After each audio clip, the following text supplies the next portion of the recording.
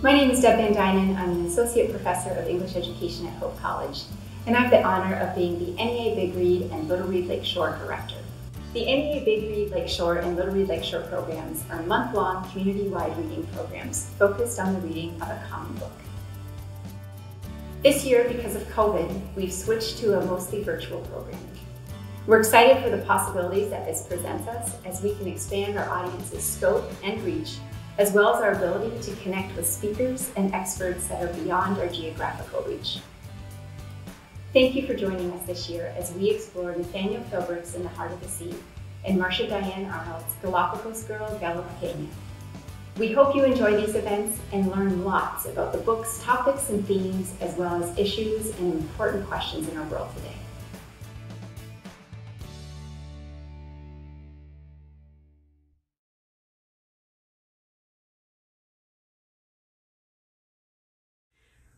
Hey everybody, we're going to tell a story, a true story, about an adventure that we went on as a family. It's a story about having a baby in the middle of a hurricane. No, it's not. That's a little dramatic. I didn't have the baby in the hurricane. It's a story about a hurricane and you almost had a baby. Sarah was we'll set the scene. We were living in New York City, and we were living in a high-rise building in an apartment on the 36th floor of a high-rise building. And Sarah was 38 weeks pregnant with Oliver, our third child, and a hurricane hit New York City. It's called Hurricane Sandy. It was in 2012, right around this time of year. It was just a day or two before Thanksgiving, or before Halloween, rather, when the hurricane hit. And the hurricane hit overnight, and obviously high winds. Our building was swaying, if you remember that. Yeah, we could see that our building was swaying because our chandelier was kind of going sideways, and there was a really tall tower next door, the Chase building, like 60 or 70 floors, and we could see that tilting and the shutters in that building going sideways too. So it looked pretty scary, and we could hear the wind rattling the windows. Yeah, all night long. The building swaying, the windows rattling. And at some point in the middle of the night, the power went out, not just for our building, but for most of Manhattan. I think it was 39th Street and below had no power. And we were thinking, well, this is New York City. Like, the power will maybe be out for a few hours, but surely it will come back on. So no power in a high-rise building meant no elevators. And remember, we're on the 36th floor, and Sarah's 38 weeks pregnant, and so we couldn't get down other than stairs. And so we started to worry, well, what would happen if Sarah goes into labor? Oh, hi, dog. What would happen if Sarah goes into labor while we're up here without power? The other thing is Sophie and Lucy were there. Of course, Sophie would have been about 5 at the time, and Lucy was 3. So 2 kids and pregnant, and Matt had to go to work. Yeah. The day after the hurricane, you went back to work at the New York Stock Exchange. I was working at the Stock Exchange, and we were trying to figure out how to get the markets reopened. The Stock Exchange had a generator, but the brokers couldn't get there, the subway was shut down, and so we were trying to figure out how we can get the financial markets reopened.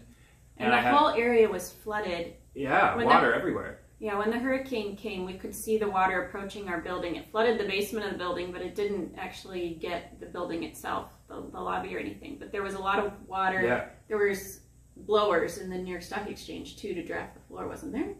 Or was that, maybe I'm thinking of the... I don't think the Stock Exchange ever got water inside the building, but it got closed. And we were looking down out our window at the streets, and you could, as Sarah said, you could see the water creeping up towards the building, and it got to our building. I don't think it got beyond the parking garage. It was in the basement of the building, but... Right. Yeah, it was a weird, scary time. The other thing is we had no internet, and I also had no cell service in the building. So Matt would go to work. He went to work the morning of the 30th, the day after the hurricane. The hurricane was the 29th of October. And when he left, I was alone, 38 weeks pregnant with 2 kids, and I had no way to get a hold of anybody unless I went down 36 flights of steps. And we lived about 2 or 3 blocks from the Stock Exchange, so I was close. but had no way to get a hold of Sarah. So I would be walking back and forth and then walking up and down the 36 flights of stairs. You did come check on me several times on the 30th. Like you were in and out, but I don't want this to be a story about a bad husband. It's supposed to be a story about an adventure. Well, I don't remember thinking, I'm pretty independent. I don't remember thinking like, I can't believe Matt's leaving me like this. I mean, it was just what we had to do. I have a lot of guilt. It was just what we had to do at the time, though. Yeah, I guess so.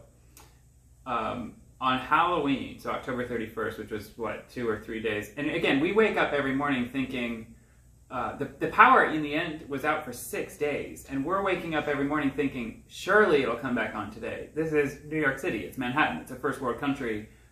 Surely it'll come back on. And it ended up being 6 days. Yeah.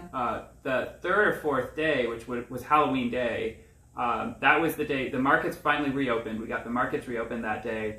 And I remember there was all this drama associated with the markets reopening. I remember the CEO of the stock exchange came to me and he said, Matt, we got to get your wife down. Like, she's on the 36th floor, really pregnant. We got to get her down. And I said, I agree. And he said, here's what we're going to do. We're going to send 4, the NYPD, the New York Police Department, did the security at the stock exchange.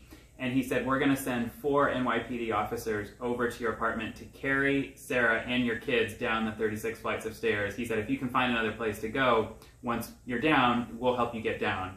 And so we had a friend who was living a little bit outside of the center of Manhattan on the Upper East Side of the island where they still had power. And so we went to stay at a friend's place.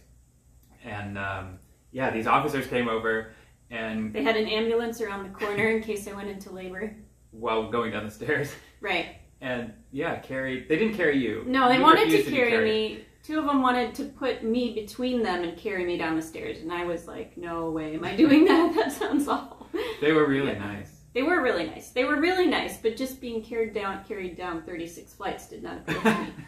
I was fine. I didn't feel like I wasn't getting contractions or anything. I was okay. It was, if you remember, it was a dark stairwell because there weren't lights in it, and they had building had set up like temporary it was like glow sticks. Yeah, like glow sticks on every step going down. Yeah, that was creepy. It was not a pleasant hike downstairs. Right. Anyway, we got down, went to our friend's place on the Upper East Side, and about 10 days later we had Oliver. Yeah. And he's fine. He's fine. He doesn't seem impacted at all by the fact that he was almost born during a hurricane on the 36th floor without power. Hi, my name is Deb Van Duinen. I'm an associate professor of English education at Hope College, and I love travel stories and adventure stories. I love to be on adventures, not always in the midst of the adventure, but oftentimes afterwards. It feels better than when I was in the middle of it. And today I want to share with you some of my adventure stories from 2002. It seems like a lifetime ago, and indeed it was in many regards. But in 2002, my husband and I were recently married, and we quit our jobs for a year to travel the world. We didn't have house payments or children at the time. We didn't have college debt, and so we thought this was the perfect time in our lives to do something crazy and to experience the world in new ways. And so we embarked on a year of adventure, that's what we called it. We started it by bicycling in Southeast Asia for 5 months. Then we hiked the Canadian Rockies, and then we lived in an intentional Christian community downtown Atlanta, Georgia. The stories I'm going to share with you today are from bicycling in Southeast Asia. It started with 2 college friends of ours, Dan and Sarah Rinsma-Sivinga, who had this idea in their minds and invited us along and said, hey, we're thinking about doing this biking trip. Do you want to come? And we happily obliged. It sounded fun and exciting and something that was right up our alley. And let me start by saying bicycling in Southeast Asia is not at all like biking in the United States. Well, when we first started planning for a trip, we did a lot of research about what kind of bike to bring along with us. We just assumed a road bike since we would be putting on lots of miles, biking literally through each of the 5 countries that we had selected. And though we took some trains and buses and ferries and vans and tuk-tuk rides during our 5 months there, for the most part, we bicycled. Just plain Jane bicycling from town to town, city to city, as we made our way sort of in a big circle around Indonesia, Thailand, Laos, Vietnam, and Cambodia.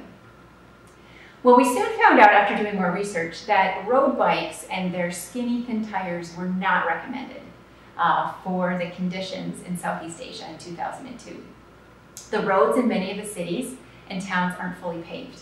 The roads in many of the cities are not paved or fully paved or in good condition, and there's not very many traffic lights in some of the intersections in big cities. And in some of the rural areas of the country, the conditions of the road are poor at best. And so we decided to take mountain bikes. We did have hybrid tires, but please make sure when you're picturing us on this adventure that these are sort of clunky and a little bit heavier mountain bikes that we took with us and bonded to during these 5 months of our biking adventure. Well, the adventure started. We started in Indonesia, and we should have been known this was going to be a grand adventure when we had to bribe the immigration officials in Bali, Indonesia, in order to get into the country. And John and I had traveled internationally before, so we knew that this was a possibility, but it still was a rather comical, humorous, unsettling way to begin our bike journey. When, without communicating in the same language, we realized that we had to offer a rather large sum of money to the immigration official in order to get into the country. And then we started biking, and there were many moments in our 5 months when it felt like we were in the middle of a video game. Particularly when we biked through the heart of Jakarta, Indonesia, the capital and largest city of Indonesia. Cars everywhere, rickshaws, other bikers, walkers, trucks.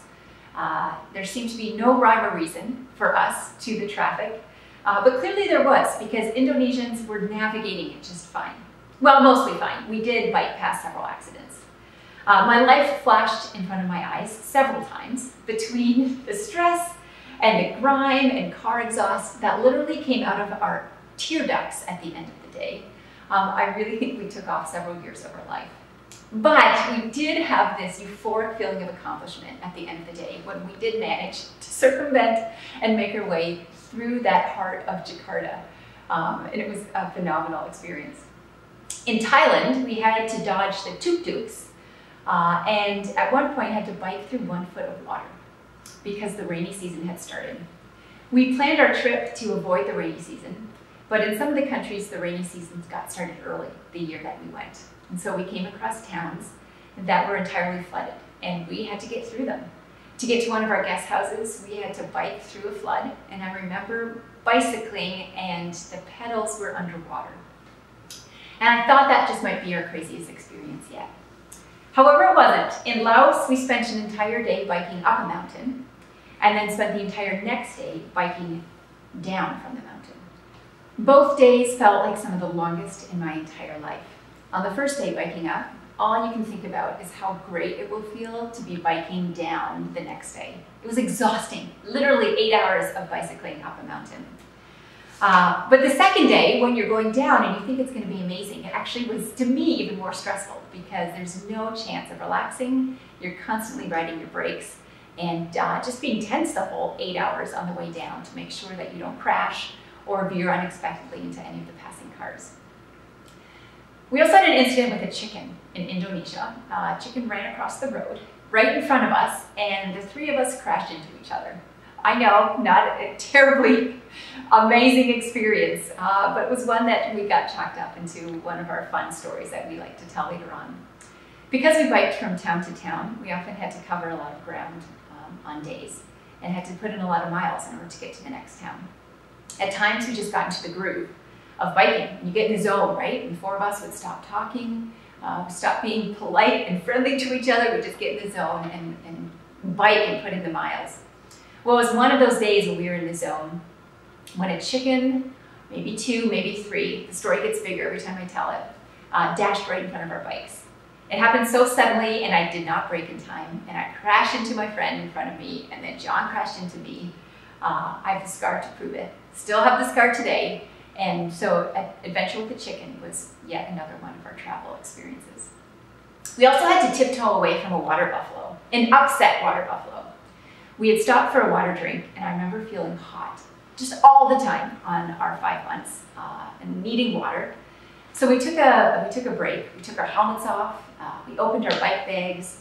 We were sitting down taking a rest. It felt glorious. A few moments later, though, we realized that our chosen rest stop was right in front of a water buffalo. We hadn't seen him because he or she was in the grasses, and so we didn't realize we had just put ourselves right next to him. He started digging his feet in the ground and breathing hard and came right to us. And it was such a scramble and an adrenaline rush to get back on our bikes and away from it. Yet another moment that will be etched in my brain forever, the instant with the water buffalo. In Cambodia, we had to watch out for landmines, especially in rural areas. Taking a break on the side of the road in Cambodia was scary. You never knew for certain what a field or area of land, what it had in it. Lots of people, our guidebook authors and locals, warned us about all the landmines that had yet to be cleared.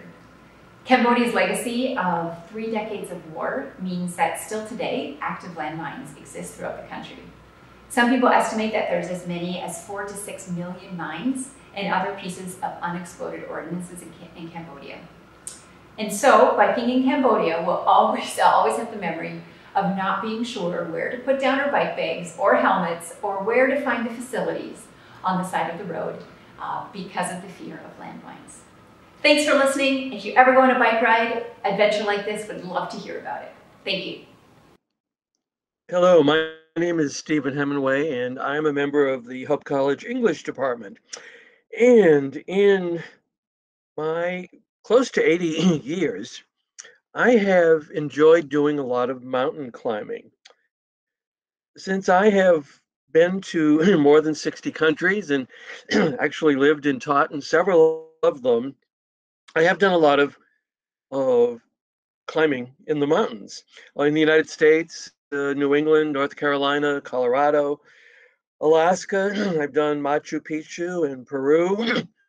I've hiked in mountains in Morocco and Jordan and Turkey, and also in the Himalayas in India and Nepal, and many, many times in Europe, places like Italy, Ireland, and Great Britain, Norway, and of course in Austria, where until last summer, for the last 45 years, I have brought Hope students to the Austrian Alps for climbing. And we've had a few incidents there that were a little bit dangerous and scary, but I'm not going to talk about those. I'm going to talk about another one that occurred on a trip also in Austria, Switzerland, and Liechtenstein. We started with 9 people and ended up with 4. They're all alive, so I won't scare you with that. The trip was about 25, 30 years ago, and it was post the Vienna Summer School program, and I was with 9 people, but 3 of them got ill before we even started. And so we went down to 6, and this was in the month of July, and there was a lot of snow still falling in the Alps. Very unusual for that time of year. We had already been up for, I would say, 3 days hiking from one cabin to another for places to stay at night. And on this particular day, the 6 of us had split up, and there were 4 guys and 2 women, and we had split up into 3 groups of 2. Now, the night before, we had met a gentleman who was the only other person staying at the inn where we were, and we invited him over to to join us. And it turned out he was a medical doctor from Germany who was hiking for a week because he was recovering from a recent divorce. So, of course, we taught him how to play euchre. And in fact, actually, there were 3 of us who were Americans, and the others were Austrians on the trip. Anyway, the next day, the German doctor started out before the rest of us, and then we were hiking maybe for about I would say close to 3 hours, and we had just had some kind of lunch, And all of a sudden, I was walking with another fellow, and he tripped and fell several yards. I want to say at least, 50, 60 yards. He just kept falling over and over again. I screamed and tried to go down as carefully as I could. At least there was a lot of snow to get to him, and he was unconscious. And I started just yelling because the other uh, two groups of two with me were in one group was behind me, the other was ahead of me, but they weren't that far distant, and they did come within 3 or 4 minutes to where this other gentleman and I were. He obviously had a concussion, but it did not take him too long to regain consciousness. So that was good. I have to say, I really thought he was just going to keep going down and was going to be dead. So that was the scary part of it for for all of us. Then when we gathered, we realized he had also injured a leg and did have this gash on his forehead. Uh, we were still quite a ways from any hut where we could get assistance immediately. But we knew that the German doctor had probably started off a good, I don't know, 30 minutes before the rest of us had. And we could actually see a figure well below us. And so we just kept calling out help in English and in German, SOS, SOS. We did not know if we reached him at all, but we knew that we were going to have to wait for at least a while just to see what would happen. And then a few of us would go down and try to get somebody to come in to rescue him. I think it was about half an hour, just deciding which two would go forward and the rest of the other three of us would stay with him.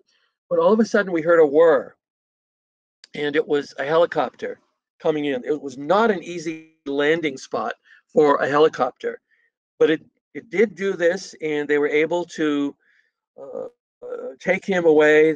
Nobody else could get in the helicopter, and the rest of us proceeded downhill.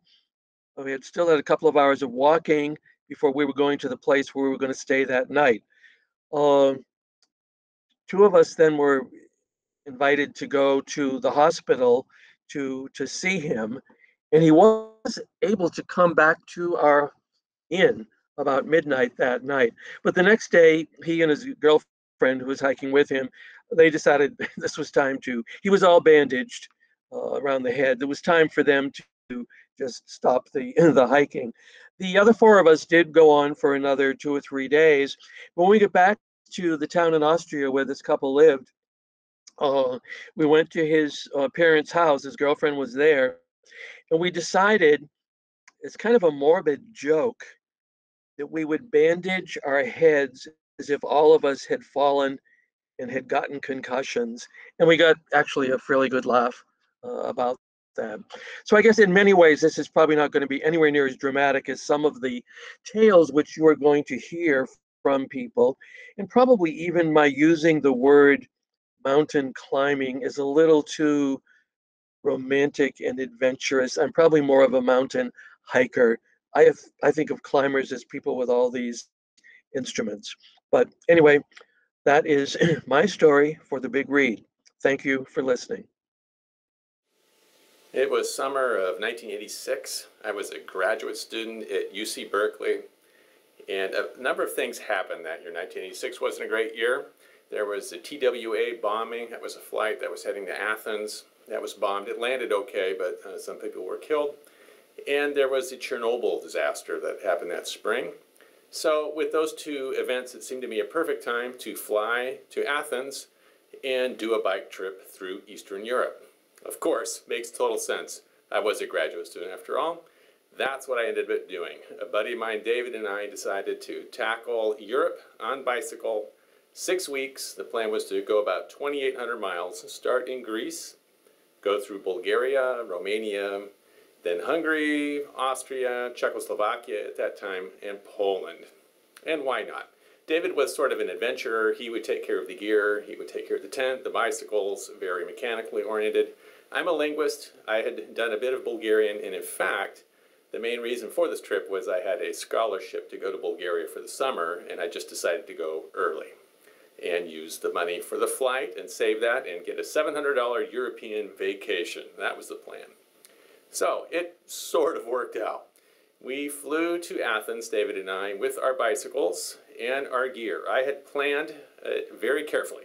Since we were flying there in May, I thought the idea would be we would start in Greece, where the weather was great, and then as we went north, the weather would get increasingly warm. We would end in July, and that would be great weather-wise.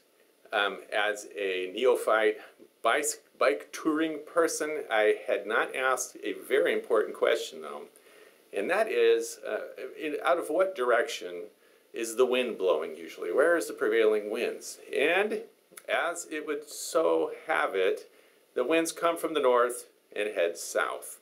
So I planned an entire 2,800-mile bike trip where we were biking against the wind the entire time, except for 4 hours in Bulgaria, where we actually had the wind with us. That was amazing. So not the best planning. I was kind of a rookie. We had done one overnight bike trip before to get ready for this trip. We started out in Athens, stayed there for a couple days, then headed up to the island of Evia, which is right next to Athens on our bikes. Beautiful views of the Aegean, great weather, perfect temperatures. One thing I learned about Greece, there are lots of mountains in Greece. We would go up mountains and down mountains, up mountains and down mountains. So it was a great way to get our legs trained for this trip. We stopped at Meteora, which is a nice monastery up in the mountains on sort of a cliff. We hiked up Olympus in a day, which was not well advised. It usually takes a little longer. And fortunately, right when we got mainly from the peak down to the first parking lot, instead of walking 6 miles to our place, we were able to hitch a ride with a French couple, where my French language helped me out quite a bit. So we stayed in Greece for 2 weeks. It was beautiful. Then we headed up into Bulgaria. And that was also a beautiful country. If you've ever been, a lot of people haven't, strangely enough. I have a number of memories of Bulgaria. One I already mentioned was going with the wind for 4 hours. We were flying, doing at least 30 miles an hour. The other was the fact that streets in Sofia, the capital of Bulgaria, were pretty much all cobblestone at that point. And if you're touring on a bike with all your gear and you're doing 10 miles of cobblestones, it's kind of rough. So we had that in Sofia. We headed over to central Bulgaria, went up Shipka Pass, which is up in the mountains about 4,000 feet, a nice climb, and discovered at the top a cafe that had the best yogurt on the planet. Amazing stuff. Had never had anything like it, and it's very much like the Greek yogurt people get now. But back in those days, in the 80s, outside of Bulgaria, I don't know who had had that before. Then we stayed in a place called Veliko Tarnovo, which is a medieval city and a beautiful area, and stayed about a week in Bulgaria, and then we went to Romania. So this is the mid-1980s. They're all still communist countries from Bulgaria on up, Greece of course not. And in Romania it was very difficult to get food. We had planned to stay 8 days, but we had to cut it short because we could not feed ourselves. When you're biking, we were doing biking 4 days a week, a little over 100 miles a day. So that's a lot. We were doing 450 miles a week. You burn some calories, so you definitely need to be able to eat. And since we couldn't in Bulgaria, we were living off of canned stuffed cabbage rolls we had brought with us from Bulgaria. We decided to make it as quick as possible. One memory I do have, though, is that we had, for lunch, found a big factory town, and there was a workers' cafe there, which had plenty of food. For the workers, there's a steel plant of some sort, all speaking Romanian. My friend David and I walk in. I weighed about 140 pounds at the time, but when you're eating 10,000 calories, you have to eat. So I took 2 trays, loaded up 2 entrees, all the extra, so basically 3 times as much food as anybody was eating there, and it just started wolfing it down. And when I did look up from my meal for a moment, the people working at the counter had called the cooks to come out and watch us eat, because obviously we liked the food so much. So when we looked up, we had the whole staff looking at us approvingly at these strange bikers loving their cafeteria food. So that was Romania. At the northern part of Romania, where it's close to Hungary, in the northwestern part, we actually were biking along a bridge one day in Arad, which is a town up there with a lot of Hungarians. And a young man, probably mid-20s, came running up to us while we're biking and started speaking to us in English, and he wanted us to meet his girlfriend. His girlfriend was an English teacher who had never spoken English with a native speaker in her life. In those days, it was very difficult to travel from communist countries. So they had us over for dinner, and we were able to meet with his family and his girlfriend and her family. And at the end of dinner, it was very nice, they asked if I wanted coffee. And I thought, sure, I'll have a coffee. But they were treating it like a sacred rite, as if this was a really big deal. And it turned out I was the only one who was drinking coffee. It was rather confusing. Well, I found out the next day, talking to some other people, that coffee could only be got on the black market in those days, and 1 pound cost about an average month's salary. So I'm not sure how much they had given me 3 days of work to provide that 1 cup of coffee for me. So that put it a little bit into perspective for me. And we had been roughing it then. At this point, we were about the middle of our trip, 3 weeks at least in, heading up to Hungary. And Hungary, compared to Romania, was paradise. Plenty of food to eat. They were used to tourists. We didn't seem so strange. Although, we went to a town called Szeged, and they had these swimming pools, probably 6 or 7 open swimming pools. It was a big swimming complex. So my friend David and I thought, let's go enjoy this. This is almost free. Let's go swimming. And so we had our bathing suits with us. We didn't have much. We had 1 change of clothing and tools. That was about it. But we noticed people were looking at us strangely as we got into the pool. They were, kind of looking sideways, or some of them were staring right at us. I thought, what's up with that? And then we looked at ourselves, and we had this biker tan that was pretty incredible.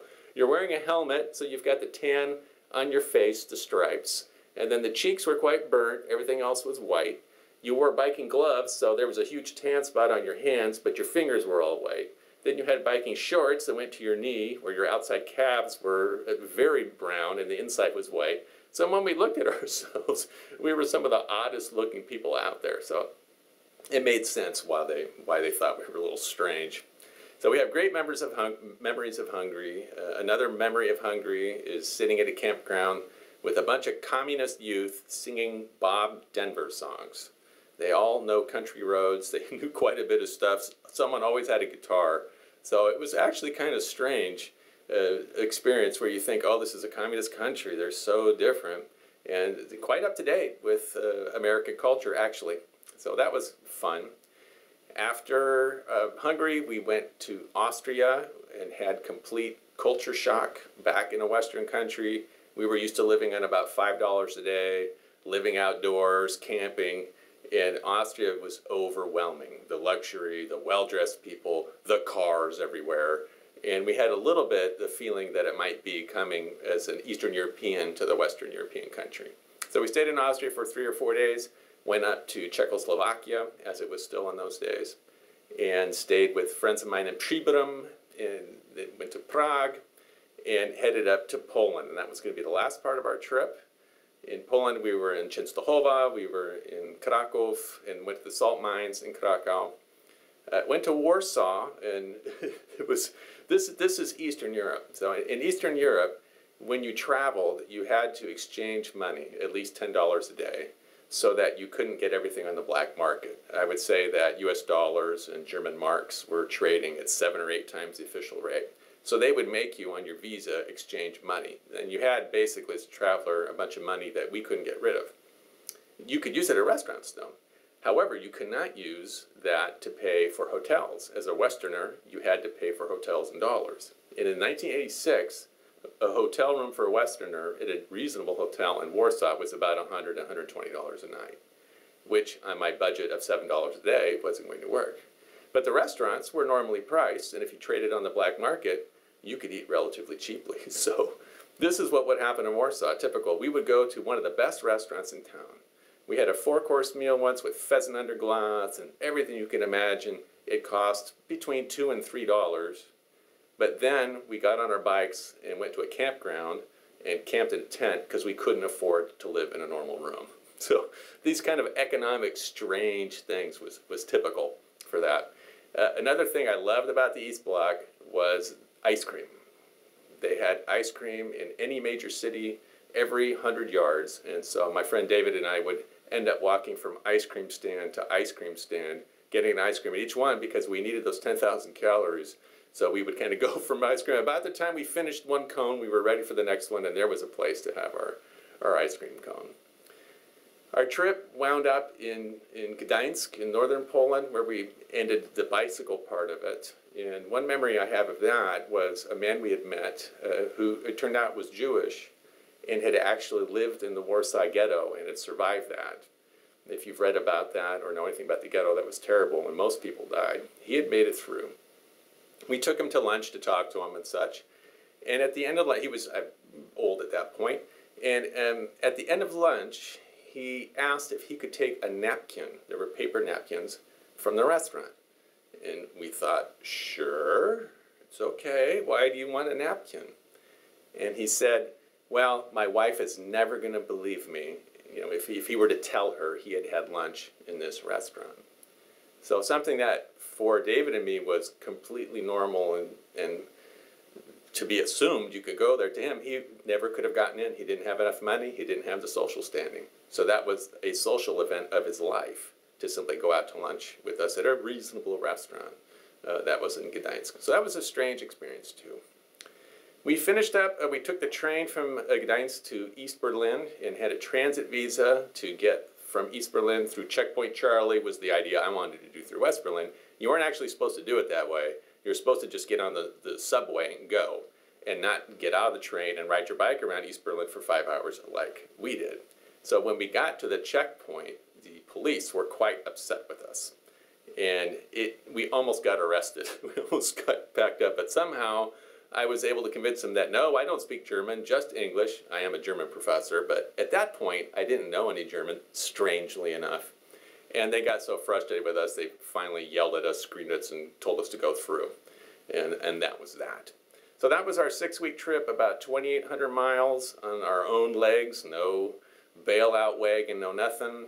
We camped out quite a bit, but we were able to eat in restaurants mostly because the food was so inexpensive. And I learned a lot. I learned to use languages that I barely knew to communicate with people, and most were confused as to my identity because I know words from 5 different Slavic languages, so they would always assume I was Bulgarian or Polish or something. I just wasn't from wherever I was. It was obvious.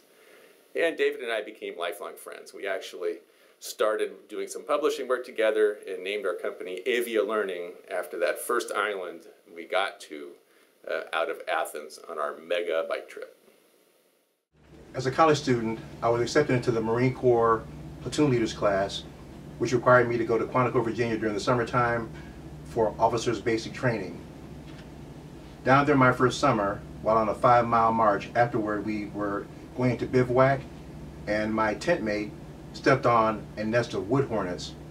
We were caught in a swarm. I got stung 19 times and passed out. Before my eyes closed, the last thing I remember was that helicopter blades were spinning over me, which meant they put me on a helicopter and life flighted me from the woods to Mainside Quantico Marine Base. 3 days later, I woke up. The doctor told me that I'd been in something resembling a coma. He shined a light in my eyes and asked me what my name was, asked me where I was, and then said, good, good, you've said your name, you know who you are, and you are medically discharged. I said, why? He said, because you have had an allergic reaction to bee stings, an anaphylactic reaction to bee stings. I said, well, how many times did I get stung? He said, 19 times. I said, 19 times?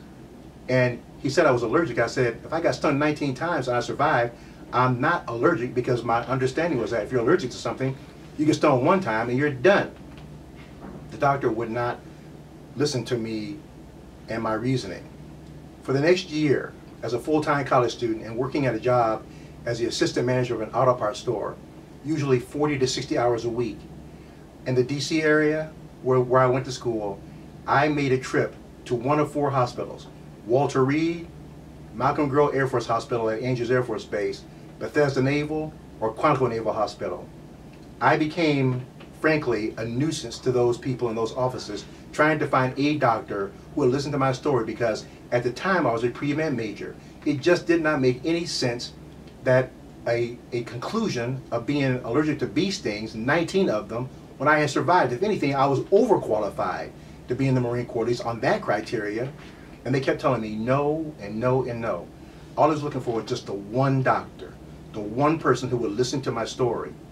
Like I said, around and around the Beltway I went. Quantico Naval, Bethesda Naval, Walter Reed, Malcolm Grow, and nobody would listen to me. And it was getting close to the summertime. Now, in the Marine Corps recruiting office where they recruited me, and anybody who's been recruited in the military will tell you, when a recruiter's trying to get you to sign your name on the paper, they'll wine you, they'll dine you, they'll send you flowers, they'll tell you whatever you need to know to get your signature.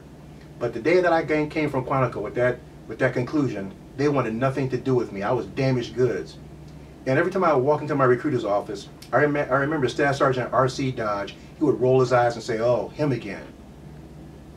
I finally had this one medical appointment, and I went into the doctor. It was getting close to the time where I had to get the paperwork in, or the window would close, and I wouldn't be able to go back to training. He was a young doctor, he had just gotten out of medical school, and I sat down and I told him, I said, "Look, I was in training last year, I got stung by 19 bees, the doc says I'm allergic." I said, "That cannot possibly be right." He said, "You're right, I agree with you." I said, "You do?" He said, "Yeah." He said, "If anything, he says, you have the kind of constitution that even though it's supposed to knock you out and certainly have a reaction, you're not allergic to bee stings because you clearly survived them." And I said, "Well, agreed. So can you overturn the decision?" That's when I learned something about some ethics in the medical community, at least then. He wasn't going to overturn the decision. But what he did was he wrote me a waiver. I took that waiver from Andrews Air Force Base all the way around the Beltway to Hyattsville to my recruiting station. I walked into the office of my recruiter, Staff Sergeant Dodge. He saw me and again he had that look on his face like, why won't this guy just go away? I walked into his office and put the waiver down on his desk, and he read it and he went, "You gotta be kidding me. Nobody beats BUMED." Now, BUMED is the Bureau of Medicine, United States Navy Bureau of Medicine. He says, "Nobody beats BUMED." I said, "Yeah, I know that's the way it used to be. But this right here says, so somebody beat BUMED finally. I need for you to fill out my paperwork so I can go back to training." He did. And a few weeks later, I was back down at Quantico, and that's where I finally finished up all my Marine Corps training, except instead of going for 6 weeks this time, I went for the full 12 weeks. That was a story of my persistence and my perseverance, because it was a dream I had, and I simply could not let them take it away from me.